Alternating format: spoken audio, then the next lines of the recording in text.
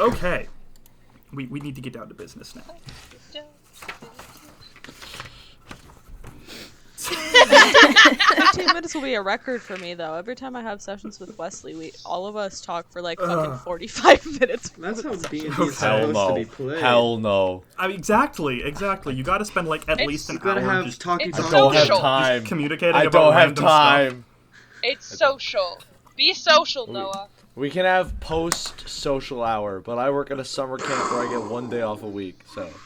Yeah, That is- fair That enough. is fair. That That sounds is like fair. a you issue, though, so... Alrighty, welcome to This Spells Disaster, everyone. This is a new little thing that we're trying here. A little D&D podcast. We're playing through a campaign that I like to call, I'm going with Tears of Irelion. That sounds cooler. Yeah, so I am, this is going to be an ongoing campaign, probably. We're going to figure this out as we go. This is our first episode, which we're currently titling, what are we titling it again? No stats, only strength. No stats, only strength. Yes.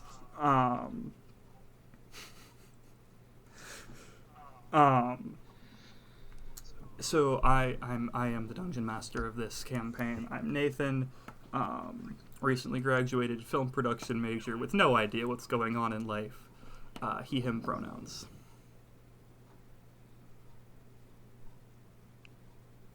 Victoria, that's you. Sorry, I was so confused as to what order we were doing. Anyway, my name is Victoria. I can edit this. I am playing Octa. My pronouns are she, her, and my character's is also she, her. I also recently just graduated with a major in film production. I am employed, so that's cool and everything. Yeah. Hi, I'm Zoe. I'm playing Eiley. Both of us use she, her pronouns. I'm a senior in college studying communication disorders, which is really cool. That's all. Hi everyone. My name is Alex. I am playing the character of Jeb. We both use he, him pronouns. I'm a former college student, and I am currently unemployed. Every single week I will give you the update on whether or not we'll have found employment. amazing. So That's stay amazing. tuned for that. Alright, I'm Noah. I use he, they pronouns. My character's is me for toss, with he, it pronouns. And I'm currently an acting and directing major, and yeah. Alright, hi, I'm Kirsten. I use she, they pronouns, and I'm playing Shay, who uses they, them pronouns. I'm a recent college graduate with a degree in creative writing. I'm also currently unemployed. We'll give updates, I suppose. Hello, I'm Wesley, he, him. I am a film production major, current college student. Guess how I know half these guys. I play Spittle, he, him, it. And I am usually a forever DM, but now playing in a campaign that is conveniently a podcast. Yeah. Nice. So that's the party, everyone. This is vertically challenged. We're calling ourselves vertically challenged. No, we were calling ourselves you'll find Shay and out the why. Short Shade the short Stacks. stacks. Okay. Shay and the short stacks. We can go with I that do too. like vertically challenged. I like vertically challenged more, personally. Alrighty. And I think that throws us into things. Let's go ahead and get started here. Oh, the B-roll went off, guys. The Oh, be real no! one off. Time to be real. Be We're real. we're showing our Gen Z ass like behaviors over here.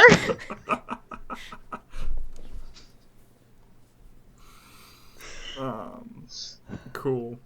There's no music attached to this one. That's just there. Oh,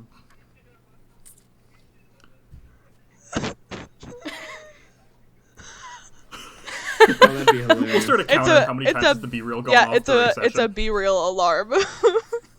Can it just be like the really corny like Uh. iPhone, like the iOS alarm sound? You guys know what I'm talking about? Yeah. Yeah. Yeah, I do. The Windows 98 startup sound. It should just be the I'm the scrolling iMac, down my like, Be Real, and it's Oh. just us. It's just us. We've got 6 players. None of them are humans for the first time ever for me DMing. We have an entirely non-human party, and I love this. This is fantastic. Alignments are all over the place, and it should be pretty fun. So we're going to get started with Session 1 and Chapter 1, Thorn Tarum. Wait, can I ask a question before we start? Yes. What's the rating of this podcast? Oh, That's that's a good so question. true. Like Swear all you what want. words can I say? Yes! 5 stars. We're giving that 5 stars. Keep it We're reasonable. giving I it. don't care Don't, if it's Alex. explicit. You know what I meant. There's some things I might censor personally, but overall I don't Okay. Boo. Who's gonna drop So I the can first say the fuck F-bomb? I have like Who one is it? word that I'm probably gonna censor if it comes up, and I don't see it coming I- up, so we Can should I be say fine. poopy? Don't guys, don't say peacock. Okay, You said Chapter 1, Thorn Tardum? Thorn Tarum. Oh, okay. never mind. So just for some location stuff here, this is Thorn Tarum, a dwarven village, which is kind of just on the border between human and dwarven territories. If you can see your maps, it sits roughly between halfway between Animus Mast and Termarth Hold. It should be labeled on your map, not a number anymore. This is not the version of the map with a number anymore. And its closest neighbor is the human city of Reykjavik, and these are rival cities. They don't like each other at all. Tensions are kind of at an all-time high right now, and conflict seems pretty inevitable. So Thorn Tarum is this really small town. It's got one inn, a small temple, and a small selection of shops owned by its residents. I'm not going to tell you what they are yet. You can figure that out as we go through this. We're going to start off in the Iron Fox Inn, and I'm going to screen share the battle map with you all. Whoa, buddy. Whoa. So I don't know if you can access the screen share, but there's your screen share. I'm not going to have the window active. I'm not going to be having you move tabs. I'm not using anything for that. I just want you to see the space, kind of, and get a sense for it. So the Iron Fox Inn is the primary location of interest in this town.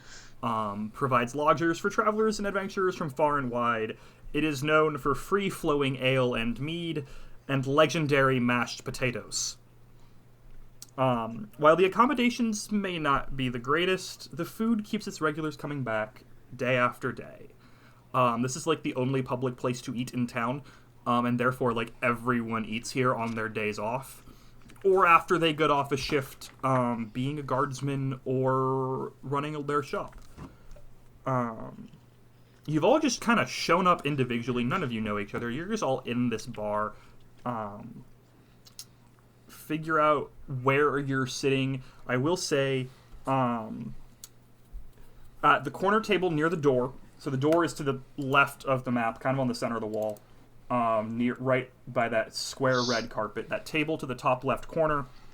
There are 3 dwarves deep in a game of dice, chattering very loudly in Dwarfish. And sitting at the bar, like in the middle of the middle bench, no one is touching this middle bench, is a extremely inebriated, very stocky dwarf. He's got a really nasty scar down his face. Behind the bar is the bartender. He's a grumpy-looking old dwarf with a lot of scars on his forearms and one just across his nose. And then, of note, there's also a very stocky human who's blind in one eye. And he's kind of just he's just kind of chilling by the fire, keeping an eye on things. Doesn't seem particularly interested in anyone right now. He's just kind of there. So So where are y'all sitting? Spittle is definitely, I'd say, closer to the fire. Specifically, I guess, in that booth, in the corner, if the spot is available. Sunken down just enough to where you can only see his little lizard head pop out from the table. That works. Does this place have an upper floor? It does. None of you have access to that yet. Okay. In Shay... that case. Oh, sorry. In that case, Jeb is he's gonna be in that the table, the round table in the corner closest to the door. Oh, you're joining the three dwarves at their game of dice. Oh, I thought they were in front of the door. No, they're at the table to the top left. I'm not there. Okay. I'm at the side bench at the bar. Okay, so the little short one right at the corner, the little left-hand corner of the bar. Yeah. Cool. Okay. Shay... Where are the rest of you? Shay is sitting at the corner of the bar. Wait, hold on. Where's Jeb at? I think Jeb's on the short bench on that little shortest right next to the spilled thing of alcohol on top of the bar. The See bench that? that is Yeah. like touching the carpet of the door. Shay is on the other corner of the Okay. bar, like by himself. I am definitely joining the dwarves playing dice. All right, me is already gambling. I see how it is. I think okay, so these two corner tables, what I don't know if you had already said if there were people there or not. It's a little this thing's been confusing me a little bit. The front corner to the top left of the map has the three dwarves Okay. playing dice, and the back corner at the top right has Spittle. Okay. Um, I was about to say, hey, we're struggling, they're struggling, it's whatever. Everyone's... we're figuring it out. We're figuring it out.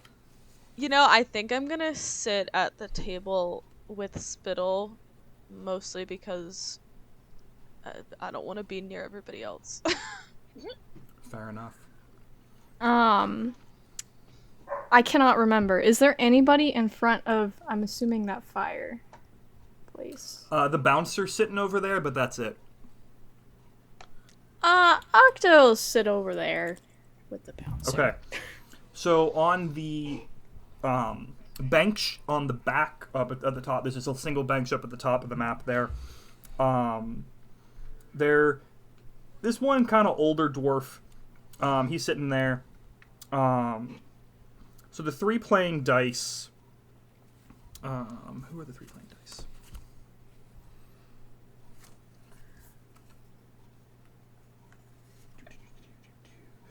Okay. So we've got one kind of middle-aged dwarf at playing dice, along with another one who looks like she's probably like decently important in the town.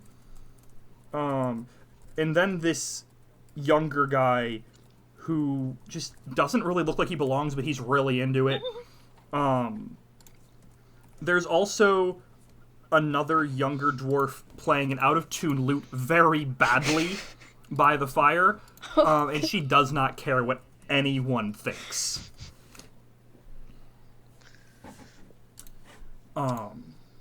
Yeah, and so none of you belong here. Like, you are all very clearly out of place. Everyone in this bar is a dwarf. There's the one human who's the bouncer. So all of you are just in here looking like the strangest, just out-of-this-world things that some of these people have ever seen. Like, they kind of know they know what to expect from an elf or a gnome. But the Aarakocra, the tiefling, the turtle, they have no idea what's going on here. Yeah. None of you have ordered yet. You're just all sitting here doing whatever you want. I am actually... So Spittle is going to slowly turn his little head to the Aarakocra that just sat near to him. And on his lower jaw, he is missing 2 teeth, so his little purple lizard tongue is just flopping out. And he starts visibly shaking like a chihuahua. It looks like he cannot control it. And he swallows maybe twice before going like, can you order me a drink, beverage? I'm sorry. And waits. Still shaking.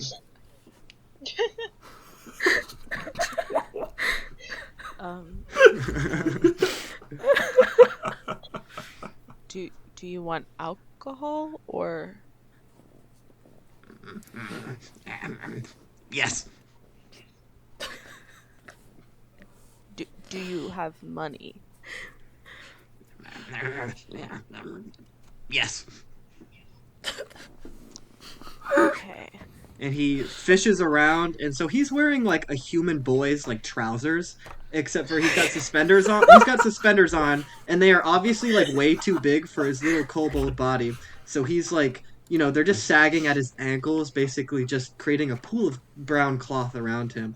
And he fishes in there for a good like minute before pulling out just a gold coin and slapping it on the table, and then immediately retreats behind the table again.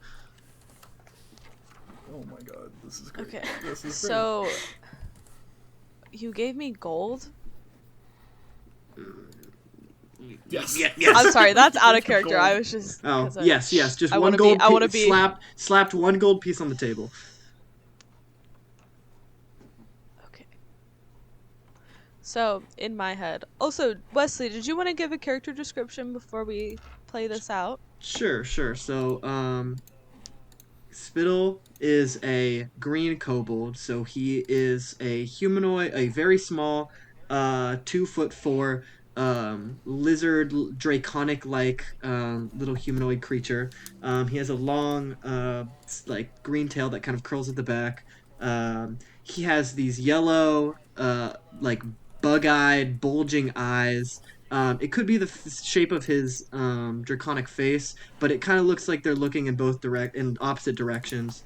As I mentioned before, he has the tongue that just kind of like lolls out of his mouth. He's wearing the trousers, a backpack that looks to be just ever so too large for him, kind of strapped across him that has what looks to be some kind of scroll sticking out, along with bagpipes and a horn. And then packed with a bunch of other knickknacks like a bedroll and wineskin and whatnot, and then just wearing little bits of leather armor here and there, like on his tail and around his arms. Okay. Very nice, very nice. I'm never gonna see him as any more than this chihuahua given lizard form. Yeah. He is a little canine-like, just a little bit. Just a little. Thank He you. doesn't have any hair, but his scales are a little ruffled up, if that's possible. So he's got his hackles up if he's just capable of having yeah. hackles. Okay. Do I need to establish that dragonoids have hackles as well? Because I've already established for this world that Dragonborn most of the time don't wear shoes. They just walk around. And also they have toe beans. I don't know why this is established, but Dragonborn have toe remember beans? Well, Spittle's a kobold, which is I think this came up when the party was in a sewer. ancestor to dragons. Thank you very much. I assume. Okay. Well, I'll do my character description then before we do our little thing that's happening. So Eiley is a Aarakocra, as we've established, but she is a crow specifically, not a raven, a crow. But no, the jet black, kind of bluish tinted feathers. Her body shape and type is honestly very humanoid, from what you would expect of just like a normal 20-something female. She's got studded leather armor on, kind of this big flowy, I don't know how to half skirt, but also kind of like parachute pants underneath it. This little drape in front of, I don't know there's a name for it, but draped kind of in front of in front and center of the symbol of the goddess Kurthin, Nathan. Um, um, but yeah, and attached at her. My cat is really fucking with everything right now. I'm sorry. um, Around her neck, she has kind of this drape of fabric and things that is often doubles as a hood for her, and most of the time, often when she's in environments like this, is when she has it up in a hood. So she does have a hood on currently, but Eiley, knowing and understanding how currency works, is essentially going to like pocket that gold and then use whatever she has to actually pay for something.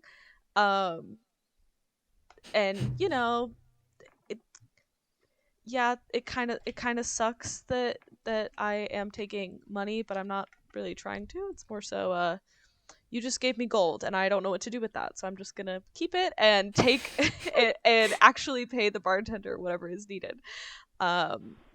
So yeah, I guess I'm gonna come up to the bar there. And you said what ale is pretty popular, Nathan? You established that earlier. Yeah, so they're really known for their ale and their mead. Okay. Eiley is going to walk up to the bar here, and I guess you said what? There's the bartender is also a dwarf, right? Yes. But I'm assuming everybody speaks common. As far as you can tell, the bartender has been speaking common and dwarfish interchangeably. Okay. That's fine. I mean, he said hello to all of you as you entered, in common, because he just assumes that everyone who's not a dwarf speaks common. Yeah. He'll speak to his dwarven regulars in dwarfish, but pretty much everyone else he's going to speak common to. Got it. Okay. But yeah, I'm gonna go up to the bar. I'm just gonna kind of awkwardly stand there until he notices me, like every person does at a bar, because how are you supposed to approach a bar and just like ask a bartender for a drink? It's the most awkward part. It's not a very busy bar. He's got currently one customer at the bar who's on like his 5th pint. And like when the bartender's talking to somebody and it's like you're like, I don't know, do I interrupt them? But more so just kind of standing there, like just kind of waiting for him to notice her. Before he notices you pretty quickly. Like you get there and he's already like ready to go. I'm not doing voices. I'm just going to go through this because if I try to do a voice, it will be inconsistent. I don't care. It will be a bad accent, and we will make fun of it, which is for later. Okay. Which is for later. All NPCs are Nathan until they're not. No. But I'm just gonna go. Hello. 2 ales. That'll be 8 copper. 1 mashed potato. 1 silver. Okay. Oh God. 1 silver total. Yeah. I got that. 8 copper, I got that. I just want everyone at home to know that I'm doing this primarily because I just want to watch Spittle eat mashed potatoes.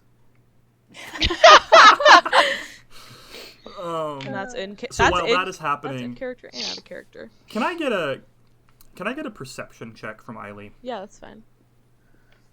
I was in the hold on. Let me do my currency first. Okay. Perception check. Guys, it's the first roll of the game. Oh my god! Whoa! First roll. Woo! All of the stakes. Oh my gosh. Me forgetting. Stakes have never been higher. Me forgetting. How This sets to the The bartender is a lich, Hold on. and he's gonna kill you now. Yeah. That's a 16. Hell yeah. So you notice while you're standing there at the bar, kind of tucked into that front corner, like right where all his shelves meet the bar, is the shaft of a very large battle axe. It's kind of resting with its blades on the ground. And and that's a well-worn handle. Like, that handle has seen some action. The leather grip's been worn down a little bit, and the wood underneath it seems pretty old and stained. Some of those stains, you're not sure whether they're blood or treatment oil or something else. Okay. And you said it's just kind of the handle there, and the blades are not attached to it? You can see the handle and a little bit down, like, with the way it's sitting, you're pretty sure it's a battle axe. Okay. I'm going to take note of it. I don't think I'm going to say anything, though, off the top of my head. I'm not really an approach person. So we're going to turn our attention to me Fartas. Noah, could you introduce everyone to me Fartas? All right, so me Fartas is a turtle. He is, hold on, I gotta pull up my description. He is 4'1". He's about 300 pounds. He's got this moss green kind of skin with the brightest blue eyes you've ever seen. But he's wearing a little like kind of fine traveler outfit. He's got like a white undershirt, leather bracers that aren't actually like bracers. They're just kind of like wraps, I guess. And then like a little belt and a vest with like black puffy pants. But he's just kind of chilling there. He's got a little red crystal on a necklace around his neck. Very nice. So me is playing dice with these three dwarves. Does me speak Dwarfish? Yes, he does. Okay. So me speaks Dwarfish. So the following has mostly happened. You've learned their names. You've been playing with them enough that you've learned their names. The kind of like important looking woman, her name is Rynan. If you want that spelled, it is Rynnan.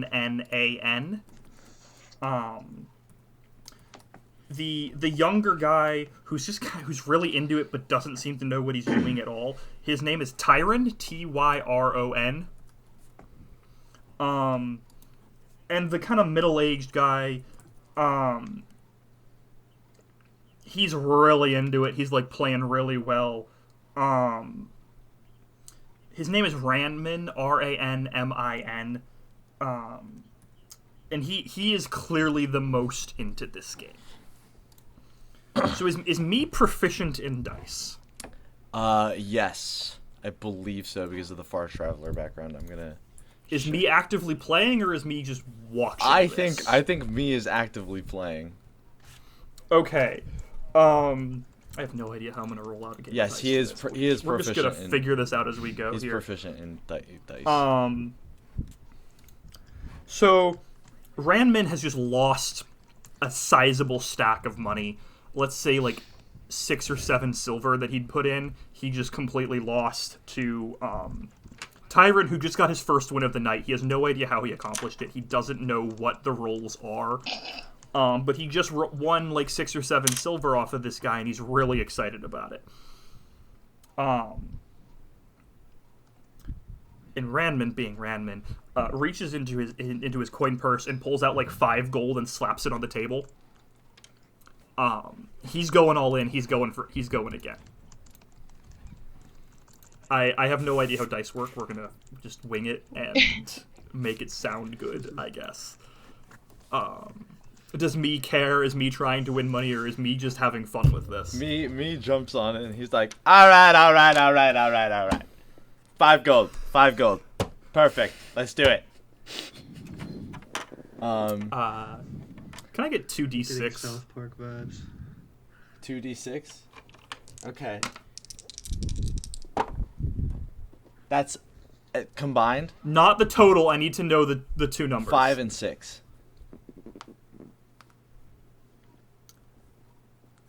You take all of Ranman's money. All right. Good game, man. Good game. You just won Ranman's 5 gold. And he's not thrilled by this. And he kind of just stands up, pushes his. He he'd push his chair back if it wasn't a booth against a wall. So he kind of just pushes on the table, but the table is bolted to the floor, so it doesn't have the effect he wants it to have. And he just kind of storms over to the bar, like right between the wood elf and the extremely drunk dwarf.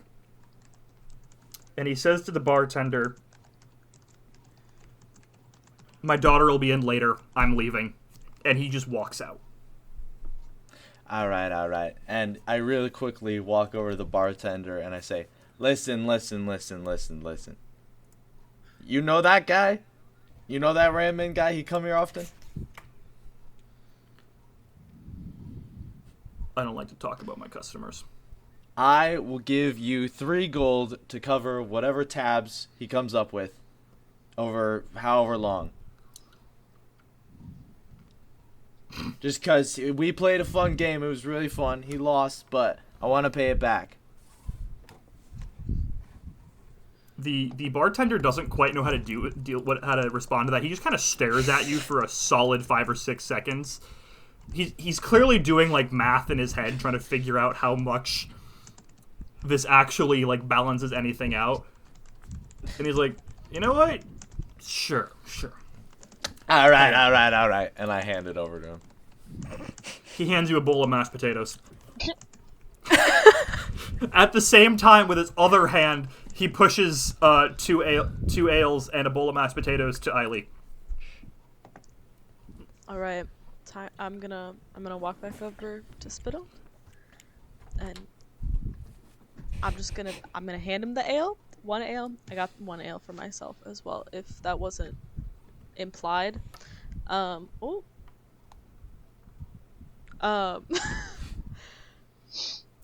I'm just gonna slide the mashed potatoes over there and sit back down. No words, just. So what are the rest of you doing right now? Well, Shay has been sitting at the counter and ordering ales for themselves while this whole thing is going on. They're on about 3 now. Can I get a Constitution check, please? Can I have that with advantage due to my background? Or to my backstory? No. What? Also, I need you to... Actually, yes, for this one, yes. And also, describe Shay. Alright, so Shay... Give us a description of Shay. Shay is, about a 6'4" elf. They are a ranger. They are wearing, kind of just basic clothing, underneath a bright green cloak with a silver clasp on it. They've got, like, all kinds of weapons attached to them, most prominently a longbow and a quiver of arrows. Okay. What's the result on that Constitution check? I'm gonna cry. That's what the result is. 7? Wait, hold on. Wait. Wait. I forgot to add my bonus. That's a 9, actually.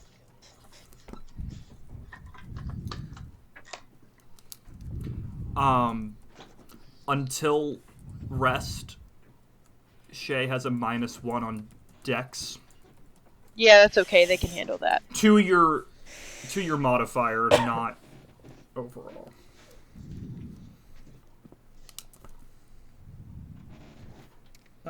Shay is drunk. Alright, putting in my notes, Shay is a lightweight. Shay is actually not a lightweight. That roll was bullshit. I'll put assumed in parentheses. That tends to happen. Tolerance Assumed. fluctuates. There you go. Allegedly lightweight. So Allegedly. witnessing this, the very clearly not a lightweight dwarf at the bar. Let's see, where are we? He's starting to get really aggressive. He's just starting to throw out random, like, grunts at people right now. They've not become words yet. Right now, they're just random grunts and like vaguely rude gestures towards the players in the bar. He's just turning randomly and just. He's very clearly drunk and very clearly angry, but you have no idea why. Spittle shakes a little harder. If you want to roll insight, you can. It's not necessary. So while this is happening, two more people enter the bar. Oh no. Both of them walk in wearing chain shirts and carrying shields and spears on their backs. Can I perceive them? Okay. They are dwarves. One is kind of middle-aged. The other seems like he's maybe 18 or 19. The bar kind of cheers when the middle-aged guy walks in. They kind of groan when the younger guy walks in a little bit. They don't seem terribly thrilled to see the younger guy. But they seem to really like the older guy.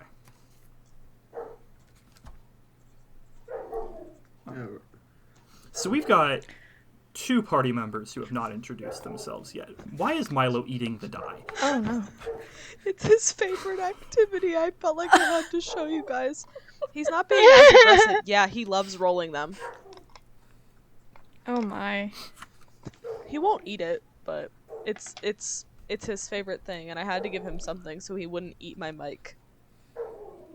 So let's get a description of Octa Yes. before we get too far into things. Octa is a tiefling fighter. She's 5'1". If you, I don't know, get specific, she's 27, 122 pounds. For everybody wondering, her skin is light pink, and her eyes are gold. Slay. Pink tiefling. So, right now, she's kind of trying to, make herself as small as possible and attract the least attention on that bench. Okay. Ever since those two, I believe you said dwarves walked in, she has turned so that she's facing the door and not the, fireplace anymore. Okay. Let's get a description of Jeb. Good old Jebetto. So, Jeb is a rock gnome. He is about 2 feet and 7 inches tall. I believe we decided he was 32 pounds. That sounds about right. I guess it is. He's got, like, not really any interesting clothing. He's just got regular, just basic, like, common attire. Although he does have his hood up. He upon the entrance of the 2 new friends who have entered the place, he kind of pulls the hood up maybe a little bit more, just to be extra safe. He doesn't necessarily think they're a threat. He just precautions. He's got like a glass of meat in front of him. Okay. The 2 guards, they walk down to that last bench at the bar. They sit down right next to each other, right at the bar, with their spears right next to them. Like, their spears are leaning on the bar. They order their drinks, they're given their drinks. And so now, the very drunk dwarf pushes back his whole bench. Like, the whole bench just scoots like a foot back. He stands up, stumbles a little bit, and turns and points to me. And he calls out, "Fight me, shellhead." And just kind of beats his chest like a gorilla, and then just holds his arms out and just inviting you to attack. Well, I'm gonna do this crazy thing, called Mind Sliver, and what that means, and this specifically, it is verbal, so I'm just gonna say no, and he needs to make an intelligence saving throw, or take 1d6 psychic damage and subtract 1d4 from his next saving throw. Oh boy, poor Structrit. I'm gonna look over at Spittle while this is happening, and we go. You said intelligence saving Yes, throw? and I'm saying no because the only component is verbal. I'm gonna. What does he have to pass? 14. Oh lord. He does not pass. All right. He Stop takes 4 psychic damage, and he must subtract 1d4 from his next saving throw. Yeah. Yeah. Mind sliver shit.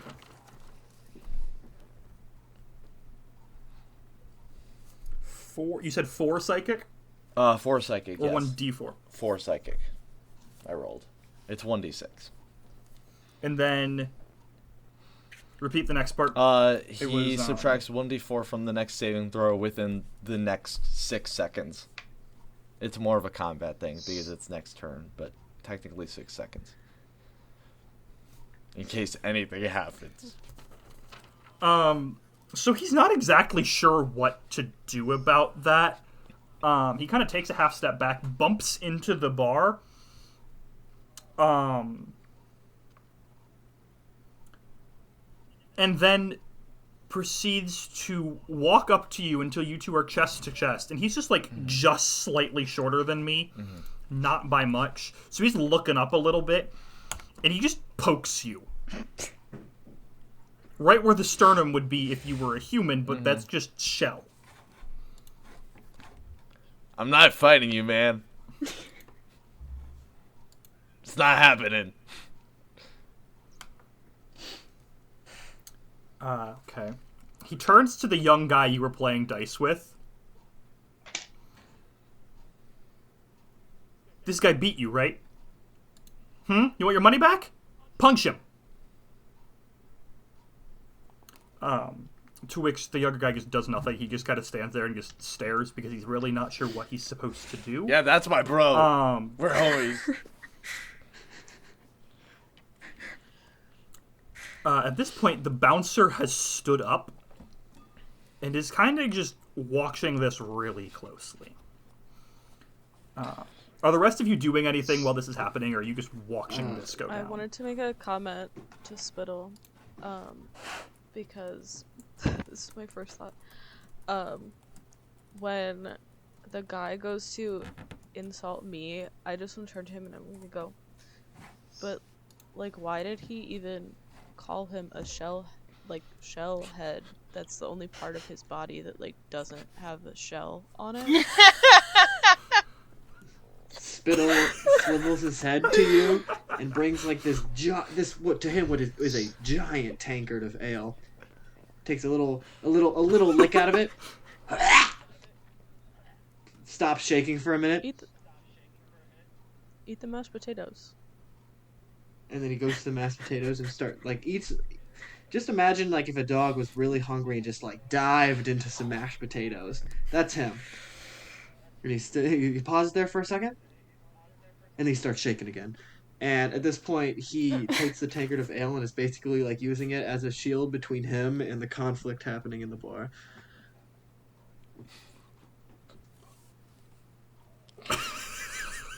Just gonna spread my wing out behind him. Just give him a little. Oh boy. Jeb is doing everything he can to not laugh. Amazing. Shay looks up from their drink, glances over at them, and looks back down at the bar, contemplating ordering another drink.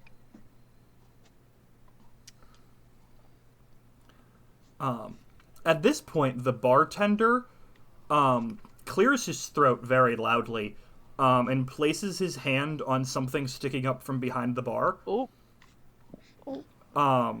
At which point, the antagonistic dwarf kind of just backs off. Oh, shit. Mm.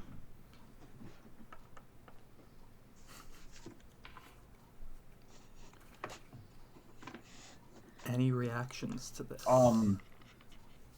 Can I, since I'm kind of positioned on the corner and I can like very closely see the bartender, can I like see like what he kind of reached for? Yes, Jeb very clearly sees the battle axe that the bartender just put his hand on. The rest of you, if you want to know that information, you can roll perception and find out. I if would you like can to see look that. for something, but something different. I don't know if What this are you would be looking perception or for? insight. I'm looking for any like not besides the scars, any visible markings on him.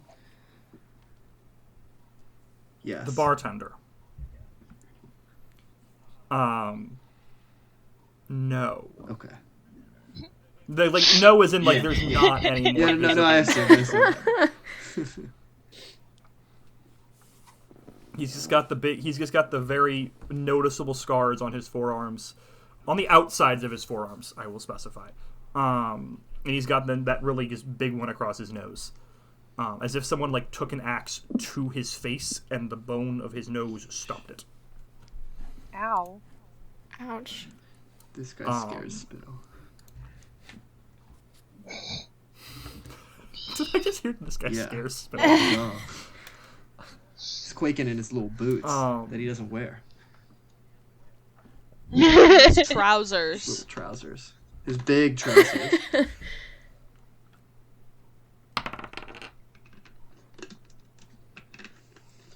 Whose dice did I hear roll?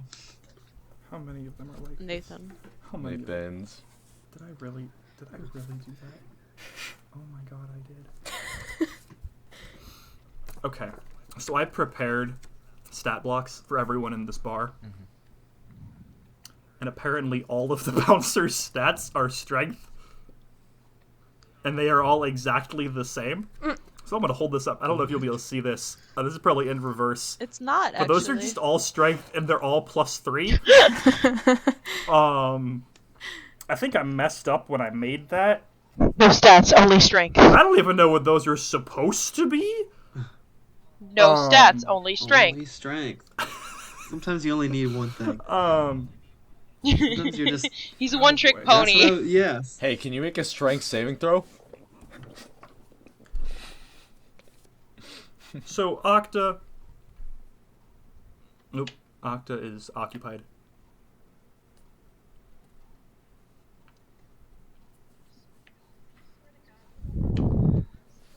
Yeah. So Octa, the bouncer is just watching you now. Okay. He has turned, he is facing you directly. And you see his hand just start to drift down to the mace hanging from his belt. Okay.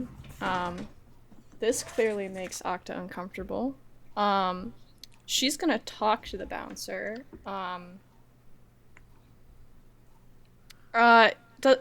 Wait, hold up. Does it look like the bouncer is pulling his weapon on me, or whatever's happening at the bar? Insight. How do I do that? Roll a d20. D20. Okay. And then figure out your insight modifier. Which... help me out here.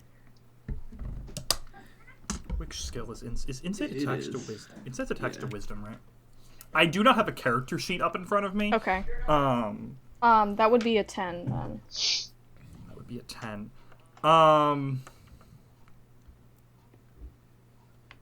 You're not entirely sure, but his good eye is on the side towards the rest of the bar. Okay. I'm gonna But he does seem to be looking at you, not to his left. Okay.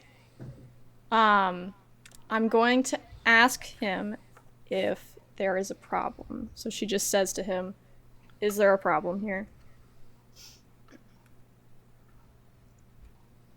Not yet. Okay. And he kind of just stands up, slinks up again. Then he just walks over to the wall next to the fireplace and leans up against it, pulls a toothpick out of his belt and starts chewing on it. Literally chewing on it, not even just like playing with it with his teeth. He's just straight up chewing on the toothpick.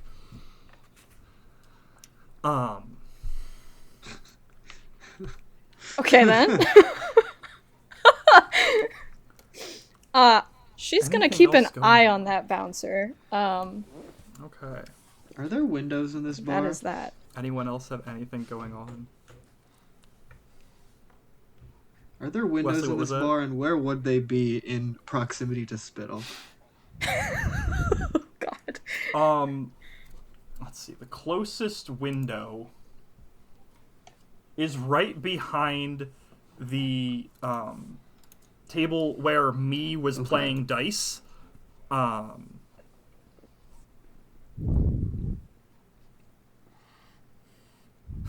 Zoe just shared the handbook. Excellent. I'm doing it without talking. I didn't want to forget. Excellent. So yeah, the closest window is all the way across the building. Okay. I would not recommend making a run for it. Man, gonna you say, said that, and Spittle's only got one thing on his mind. Spittle just wants to get out of here. Spittle keeps like. I feel like anybody close to Spittle or who can see him in fuller figure, not hidden by the tankard or the table, can see that like his shaking just keeps getting like faster and more sporadic, just like he's like charging up or something. But his bulbous eyes are just darting around to all the different worrisome things that are happening in this room. Mm-hmm. So everything kind of calms down. And then little while passes. Y'all have had your drinks. You're having your time in the bar. How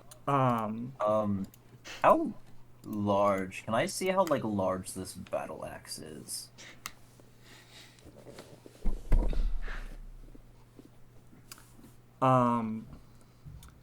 Jeb sees a battle axe that is taller than the dwarf that was going to pick it up, by like half a foot.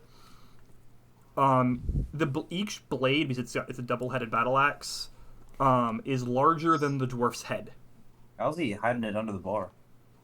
He's not. It's just propped up against the shelf and the bar so that only the handle is visible. Right. Okay.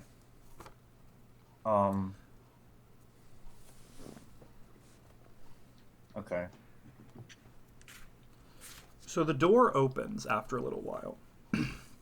And in comes this very snotty, impulsive, entitled-looking, just prick of a human. He's got these, like, nobleman's robes. He's very thin, greasy-looking, this wispy goatee and, like, weird, like, sickly straw-covered hair. The goatee looks like it would be would make perfect sense on a teenager. And everyone just stops what they're doing and turns to look at this guy because he does not belong here, in the slightest. He clears his throat and says, "I am Edwin, herald of the Lady Lothwyn of Reykjavik." And all the dwarves in the bar just start to mutter angrily, and the guards look very uneasy all of a sudden. The bouncer shifts his weight and once again puts his hand on the handle of his mace. Can I make an insight check? What? Yes. I want to get just from as a player, I kind of get the vibe that whoever he's working for is someone that they don't like and probably maybe an oppressive power in some way, but I want to catch a vibe. I rolled 2 16s in a row. That's weird. But yeah, I'm 16. So you don't recognize the name of Lady Lothwyn, but Reykjavik is the neighboring human town. That these two places do not get along. It's really strange that someone who's clearly an emissary of Reykjavik is here. And also, the dwarves in the bar don't just look surprised, they kind of just look tired of it, as if he's been here recently, and they're not quite sure why he's back. Okay. Has Spittle visited Reykjavik before? Okay. No. Okay. I'm gonna walk over to my dice homies that are still left. Like, all right. What's in Dwarvish? What's going on here? Who is this guy?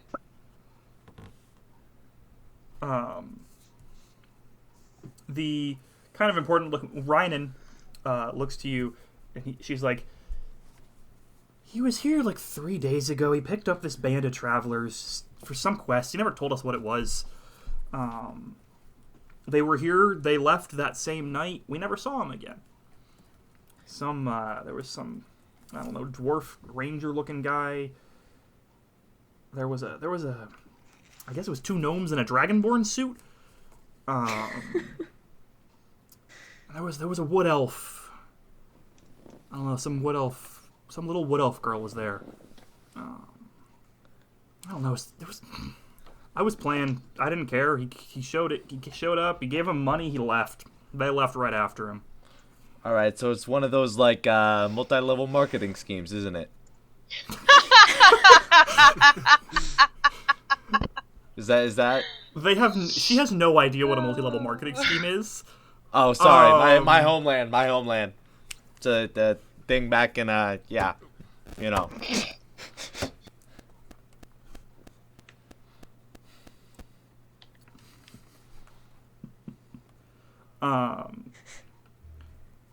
So he just kind of watches the guy just kind of watches everyone, sighs dramatically, rolls his eyes, and then starts with his very clearly a rehearsed speech. I have been tasked with recruiting adventurers to complete a quest for which my lady is happy to pay a hefty sum, including an upfront deposit as a show of good faith. At this, Jeb is like fully invested now. Jeb said, "Oh, there's money." Well, he heard upfront deposit. Mm-hmm. Shay's interest is slightly piqued, but they need to hear more.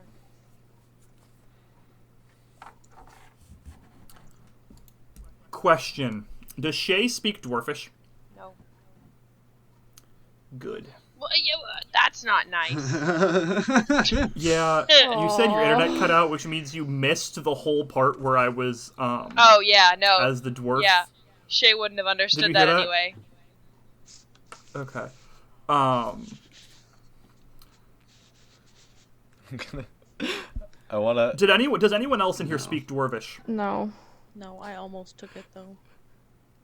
Okay, so none of you understood. No one except me understood the speech that Ryan, or the information that Ryan. No one except for you, Nathan. That's correct.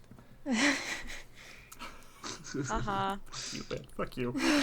For those He said the F word. Noah off.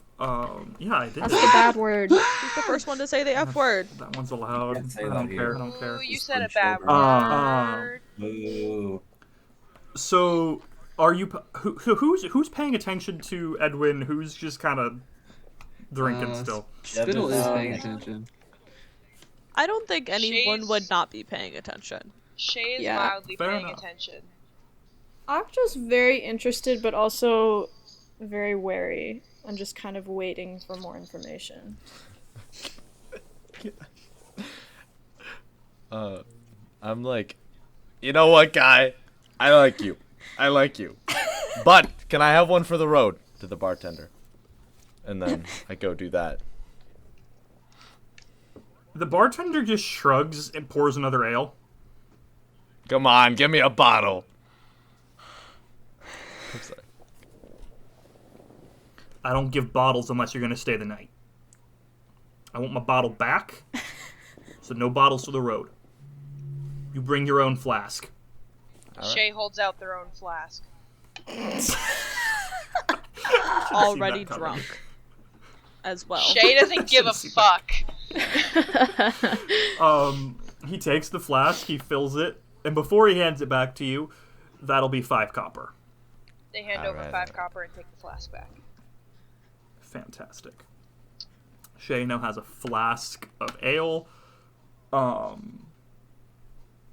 Cool. This is amazing. For Eiley, after Spittle took that first lick of ale, he kind of just hiding behind the tankard, but kind of scooted in the direction of Eiley. Hasn't taken a sip since. Okay. Spittle's gonna raise his little hand. So Spittle is 2'4". 1 moment. He needs to roll perception to know if he sees you. That's fair. He does not see you. Oh no. He does What if I not tell you see that the hand is quivering? That doesn't help. He rolled a gosh. 2. Oh no. Yeah, that's fair. Just gonna look over to Spittle and go, do you need something? I'd like to ask a question, inquiry. You wanna like get on the table? No. I think the bartender might get mad. I can like lift you up. No. Not required. You know what? I'll just call for him. Hey. Wait, no, shh. Don't do that. He heard the hay, and he just looks over in that general direction, and he's just kind of squinting to see if he actually sees something at the table other than the Aarakocra. No. Okay. He's pretty sure there's another mug there, but he can't tell what's behind it. Okay, but I don't get it. If you wanted to raise your hand to ask him a question, why does it matter?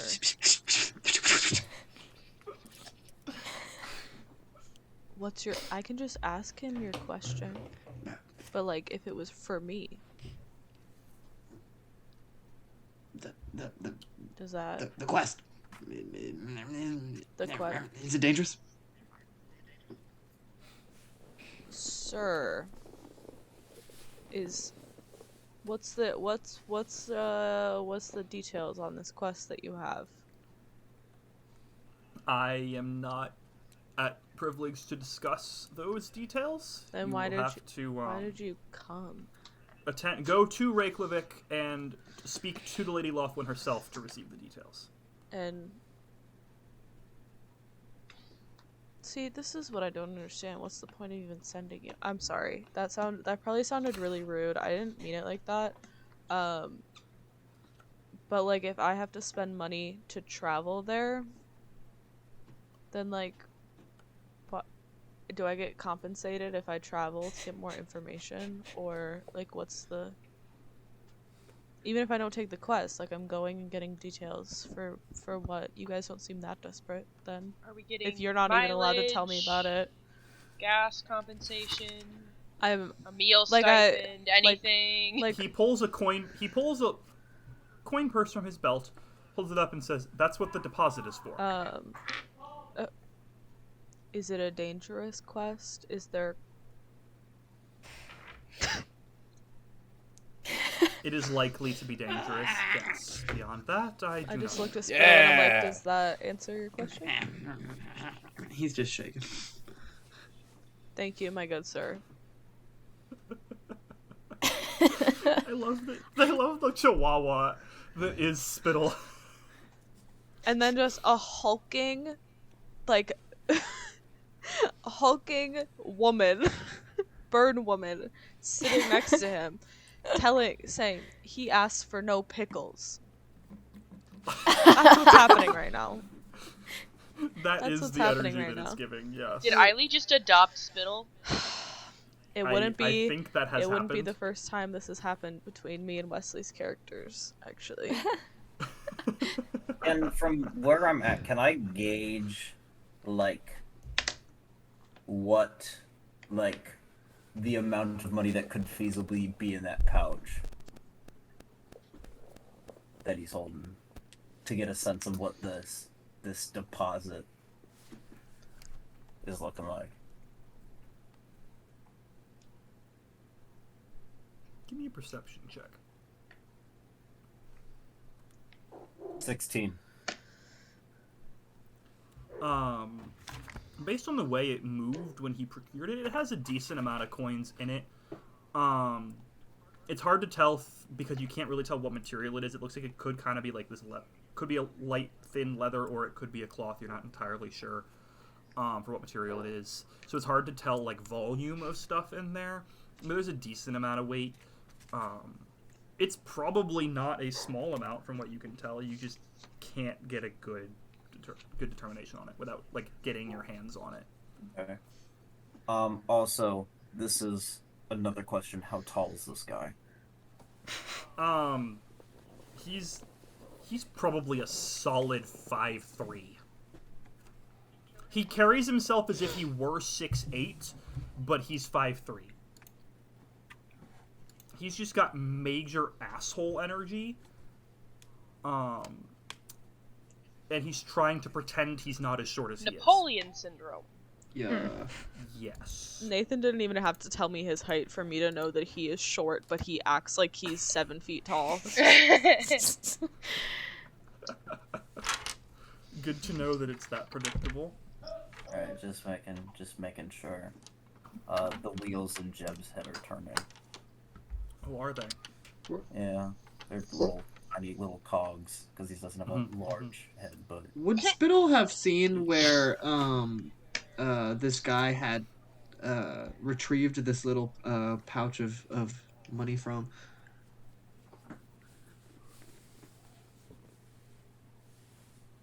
Yeah. Okay.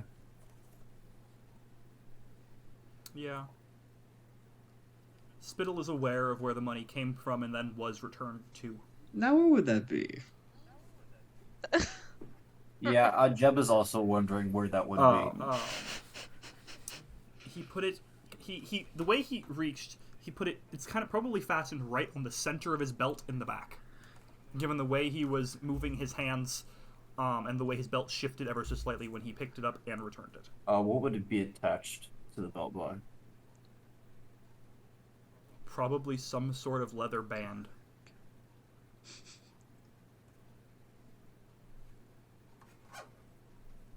Or maybe a simple button. Hard to tell. And you said he attached it again, right? Yes. I'm sensing you're about to pickpocket Edwin, and you know what? I'm all for it as the DM. As me, as the DM, I really hope you don't. You're making a lot of assumptions at the moment, Nathan. Yeah, I sure am. That's kind of my job. He hasn't said a word, and you're jumping on him like he's a tasteless criminal. I don't know about you. What's your subclass again? Yeah. Did I write it down? Gebetto is a thief rogue. Yeah, I don't have a subclass. That's an archetype, though, right? Yeah. That's your archetype. Yeah, it's not a subclass. It is. The subclasses change name based on what Like class you are. My subclass so, like, is a if you're a college. ranger or a rogue, it's your archetype. Okay, but no one in the bar can tell that, right? They don't.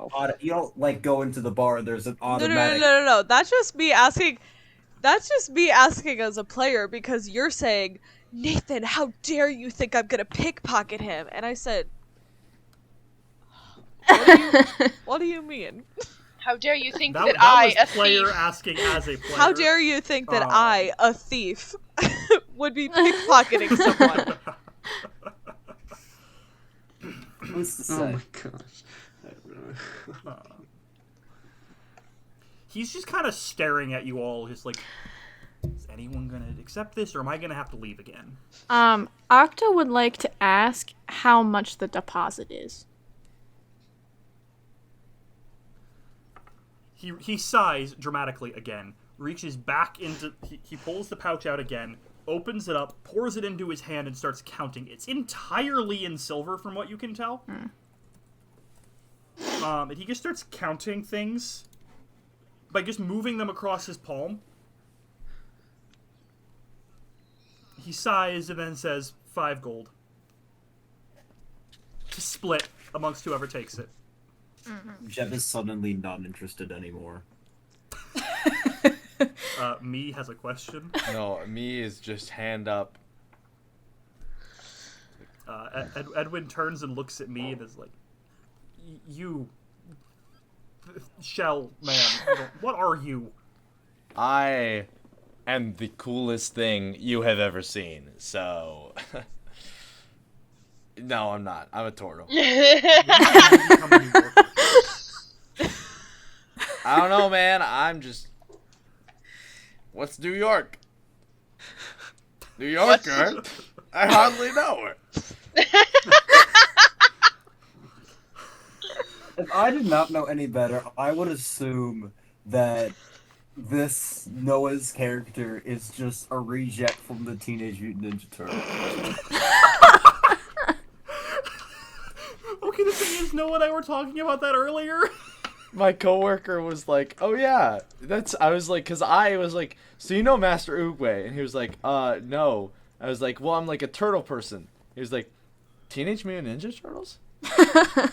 So I'm the 5th one. Noah and I were talking about that earlier, like 3 hours ago. Not even. Oh my god. What? Noah, do you just want to share the name you decided No, it's your okay. Your 5th turtle is? We'll figure that out. We got it. Oh boy. Don't worry. Okay, so wait, you responded to the guy. What did you say again? I said, I was joking about being the coolest person ever, and then I was like, no, I'm a turtle. He kind of pauses and he's like, "What is it?" Listen. You know what? Do you want the money? Do you want the quest? Why do you think I put my hand up, bro?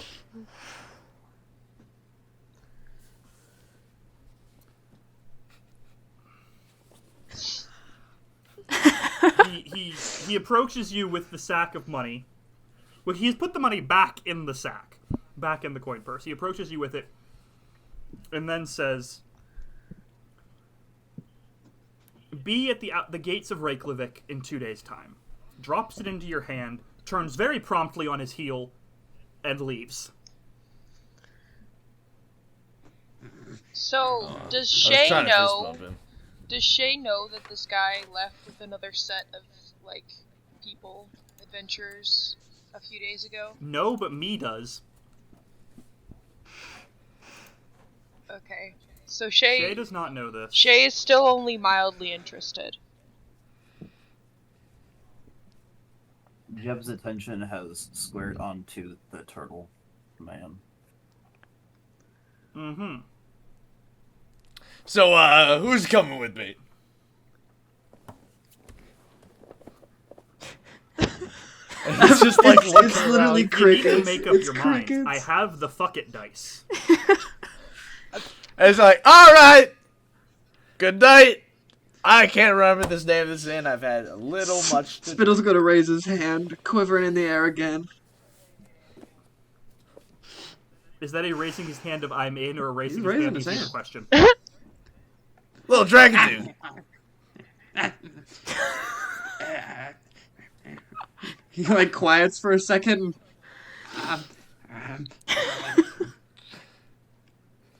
Everyone is looking at Spittle. He takes another slop of mashed potatoes into his little pointy maw. You think this is dangerous? Perilous? Listen, my definition of dangerous is anything that gives me butterflies. So, I think so. Listen, you gotta live. There's this thing, right, called the growth zone. We gotta be in the growth zone. Growth zone, bad, evil growth zone. How much your 5 go? Crypto bro guy thing? What? Is me, if me was a real world thing, would me be into crypto? No. It's more of a like personal comfort zone. development. Yes. Yeah. Cool. Spittle's gonna turn to Eiley real quick. How much is 5 gold? How much? A pretty, yeah, that's a good amount of money, but I don't know. Have you been on a quest before? No. Okay, so this is what he has is like just the deposit, right? So there's gonna be like more money after, if that makes any sense. The more money, the greater the quest. Yes. Yeah, generally. I thinks that the greater the quest, the better the story. Yes. Yeah, I mean, yeah, I don't disagree with that. He's gonna sit and shake for a moment.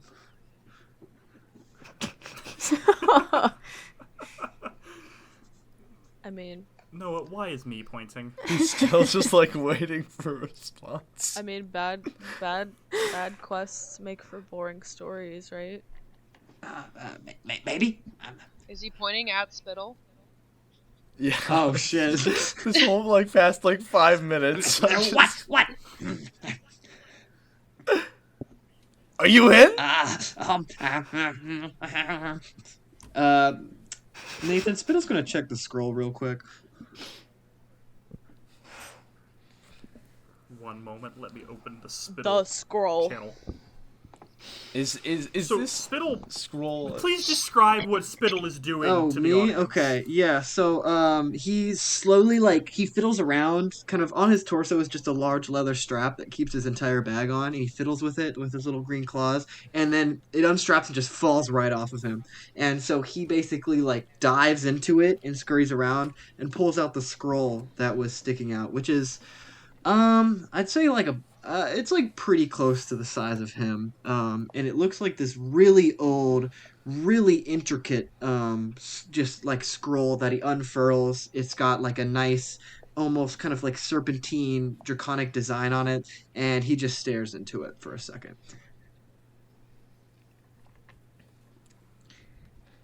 What is Spittle Is Spittle looking for a He's just particular looking to name see what right pops now? up, if anything. There have been no changes since the last time Spittle looked at it. He quickly. There have been no changes for about 4 Okay, days. never mind. That recontextualizes things. He's gonna roll it back up and stuff it back in his bag. Put his bag back on. Guys, my headphones are dying. Give me a second. Okay, we can. Are we pausing for Kirsten? So you all... I'll be right back. Well, Shay's literally just gonna shove their flask into their pocket and then follow. So they're not really doing. They're just following. Okay. Can I get a sleight of hand from Spittle and a perception shit. from Eiley? What the fuck? Yeah, I guess. Hold on. Got a Also, 13. Wesley, what language? It shows up in is this in for? Draconic. Hey, Or at least Nathan. for me it does. I don't know. Since I'm pointing at Spittle, I'd like to use my portent rolls, and I rolled before the game started. And so Spittle's roll before rolled is actually gonna be a 4 you bitch. for that sleight of hand. Alright, so it's a total of 9. I just rolled a nat 20. Which I never do. What languages can Eiley read? Eiley speak and read. Aarakocra, Orin, Common, Halfling, and Infernal. What would you say is Eiley's default language? Her native language would be Aarakocra, but she speaks Common the most, so. But Aarakocra would be the first language that she learned.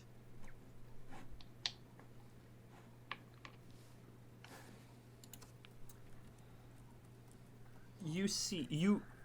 So Eiley gets a good look at this parchment. Okay. I have to take notes on So this is information that Eiley has that no one else has except for Spittle, because Spittle is privy to this information. Okay. You read. There's a whole bunch of text. It's a whole lot of names. At the bottom of it, where Spittle was looking, you see Pavao Cloud Coucher incinerates Yerp, Leriel, and Quentin Ulrock with Fireball. You read that very clearly before Spittle rolls it back up and puts it away. Okay. Can you say that again? It sounded very gibberish to me in my head, and I'm not sure if it was just me, like... I don't know. Go ahead. Gotta reopen the link.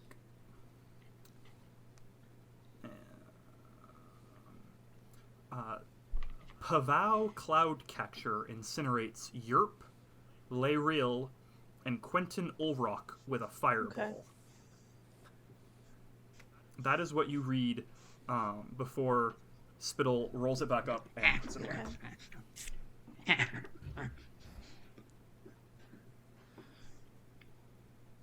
It's just Spittle's pretty aware that someone just Mine! saw it. Don't read! Secret! Not yours! What is that? Secret! Say that again. Secret! Okay. He's like holding his bag to himself, kind of like tucking it away from you. You don't need to hide it. Everybody's... I respect your privacy. We all have secrets, right?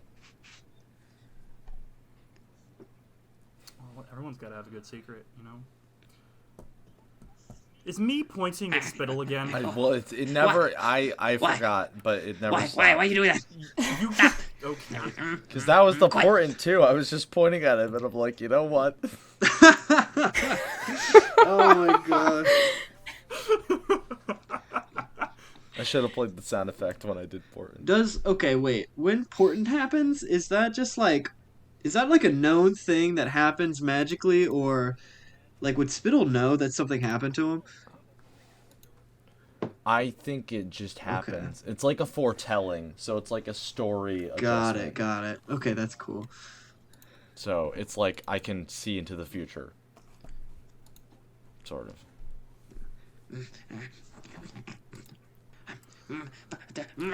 Stop with the pudding. No. What is... Quest.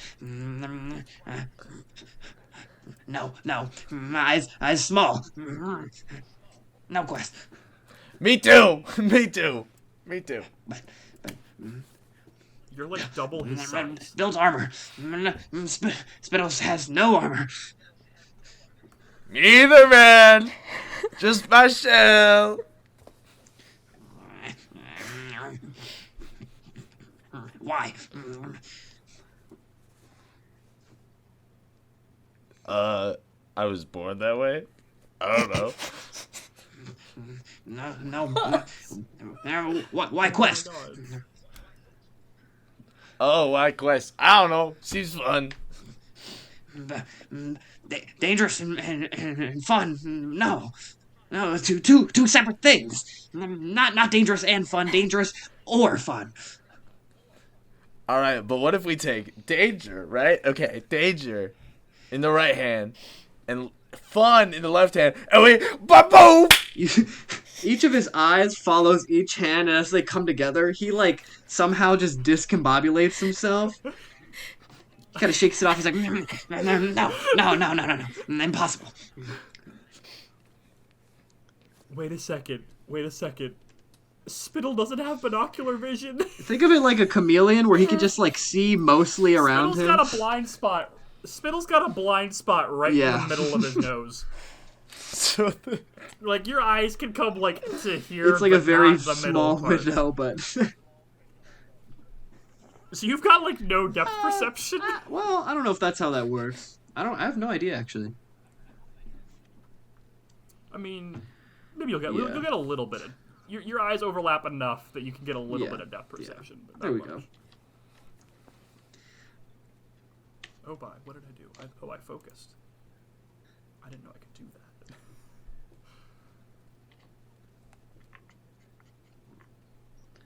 that. So Spittle has been discombobulated by me clapping his hands. Stupid. Um, Ridiculous. What's like the rest of like the regular patrons and the bartender doing? They've kind of all gone back to their regular business. They're mildly paying attention to you all because it seems like you guys are the only ones even remotely No interested. one seemed to no one's really like paying attention or like reacting audibly to the fucking turtle just smacking his little hands together. No. Okay. It's a bar. They're pretty used to seeing Strockdrit get drunker than this, like, every single night. I mean, 3 nights ago, they watched him get convinced a Dragonborn was 2 gnomes in a trench coat.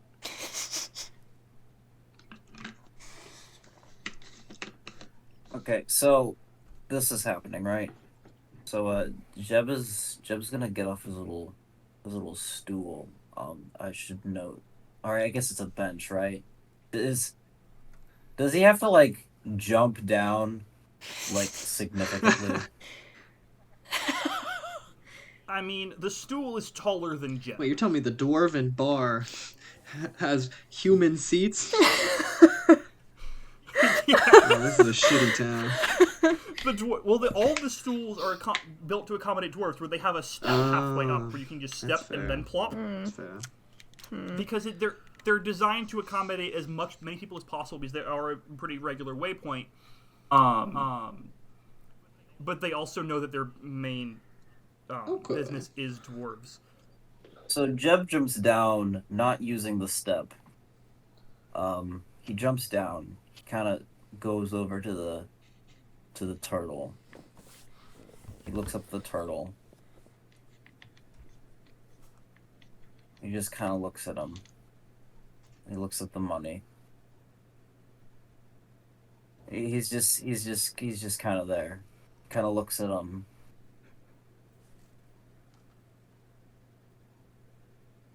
Is the turtle pointing at Jeb right now? I think yes. It's a fist bump now. It's think switched. Noah's in the middle of my screen, but I think he's pointing at you, Alex. Yeah. Okay. So, I look at this turtle man, and I'm like, I haven't decided on the voice for Jeb yet. So. Da da da da! Here's the reveal.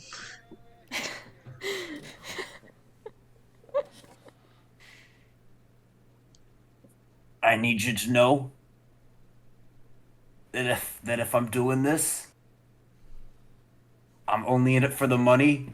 You were the most annoying thing I've ever laid my eyes on. Are we doing this or what? And then Jeb just Really rude. What's he quest? He's small like ice. I don't understand. So Jeb is going to 1,000,000,000% ignore the fist bump that me is trying to lay on him. He doesn't know what that is because no one who does that, who bumps fists. And he goes by the door because he's like, okay, we'll just. And he kind of gestures, is like, are we going? Are we doing this? I fist bump the air real quick and cast prestidigitation to make it look a little. And then I'm like, all right. Anyone else? Come on, we got a whole squad here. Thank you. We got the whole squad here. Come on, we need some more friends. Octa is gonna get up, walk. She's gonna make a stop at the turtle. She's gonna pat his head, and then she's gonna stand by the door. And that's another one. Wait a second. Octa's only a foot taller. That's still pretty significant. Octa at her 5'1" is a foot taller than me's whopping 4'1", though all of you are shorter than the wood elf. Oh no. Every time that Shay moves, Spittle like jerks like kind of like in her direction but away from her. Terrified.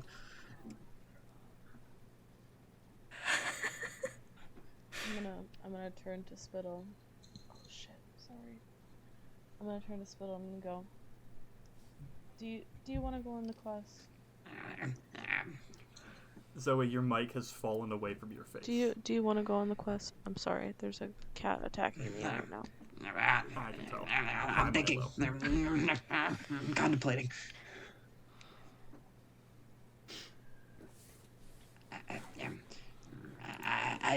I don't want to die. Well, how about this then?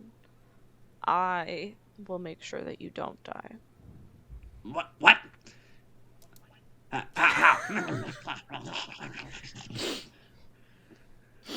I'll make sure that you don't die.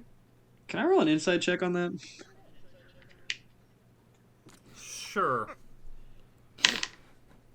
That's 13. Okay. I'm not lying. What are you trying to Like, say? I guess if she's lying, but also just like how?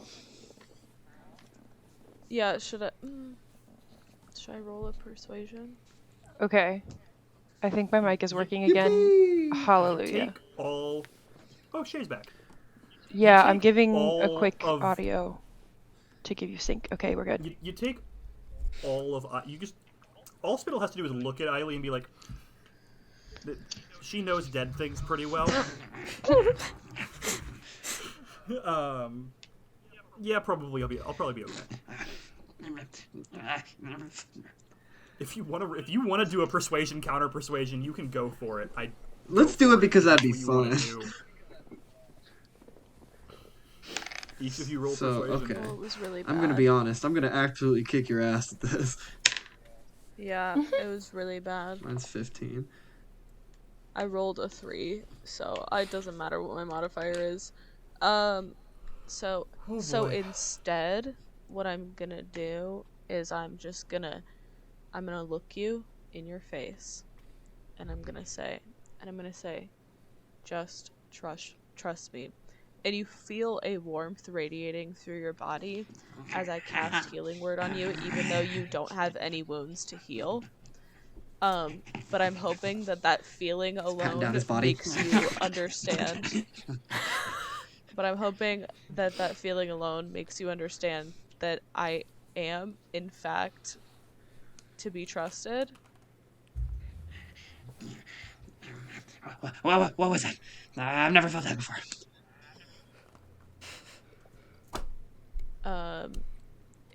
Spittle has never. Oh no!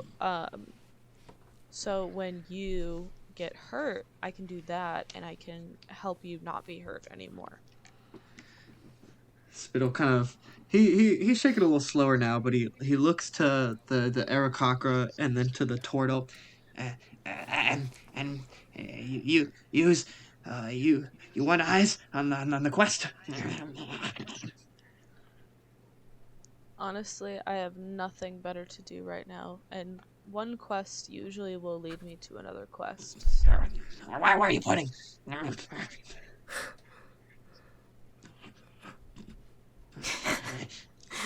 What's Shay doing in all of this? He's waiting for you to tell him Shay's that just you... kind of standing there, rolling their eyes a little, wondering why we're not leaving yet. Okay. He's waiting for you to tell him that you'll go on the quest. Okay, fine. I can see.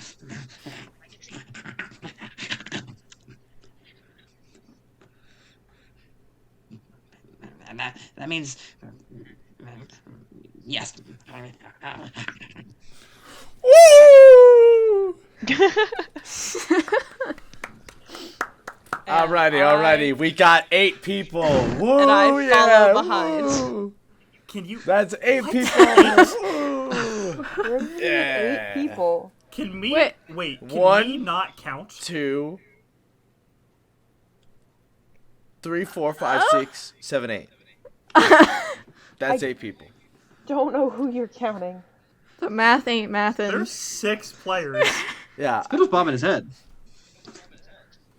Jeb has his head in his hands. That's how And you're I flapping. thought I was the drunk one. Me accidentally counts himself twice, and also counts Shay twice. Octa's Double just the height. shaking her You know head, what? I'm not gonna disappointed. ask. Just because I'm twice as tall as I'm not most of gonna you ask. does not make me 2 people. So, it sounds like everyone's in for the quest. Are you all are gathering at the door to the inn. It is late evening, just so you all know. And it's dark out. How do you wish to proceed?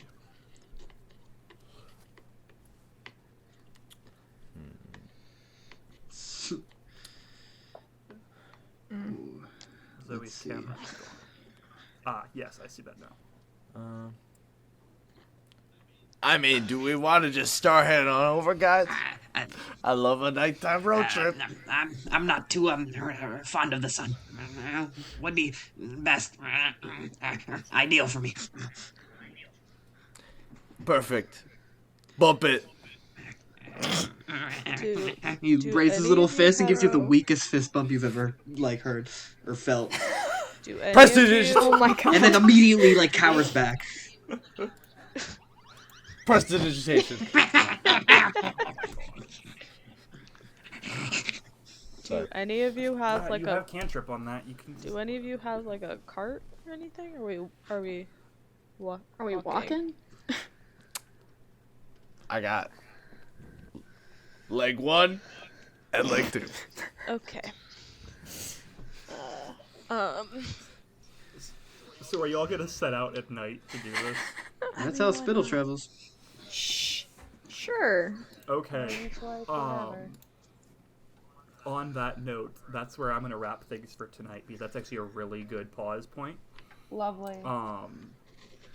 So in summary of what has transpired in this first session, the party has met each other, kind of, but not really.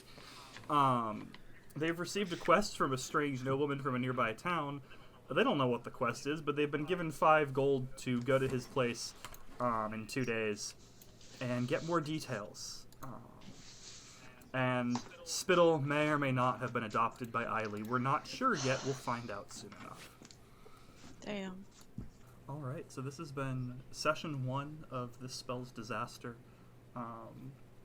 We are available online on Instagram, Twitter, and TikTok at D&D Disaster Pod. On all 3 of them. We'll be there, I guess. I don't even know how this works. I'm figuring this out as we go. Yeah, we'll be back with another episode pretty soon, hopefully. Bye. Bye. It's kind of a reference to the fact that like all of us barely did anything for the session in terms of like rolling for anything. I like that. No stats, only strength. Cause Okay, so that's we're going with that then. Growth zone bad. the growth zone. No growth zone. Never No. in Spittle's life Alright. has he known a growth zone. You see how small he is? I don't think he's seen a growth spurts as well. And in Okay. this episode, me tries to teach Spittle how scaffolding theory in education works and what the critical period of learning is.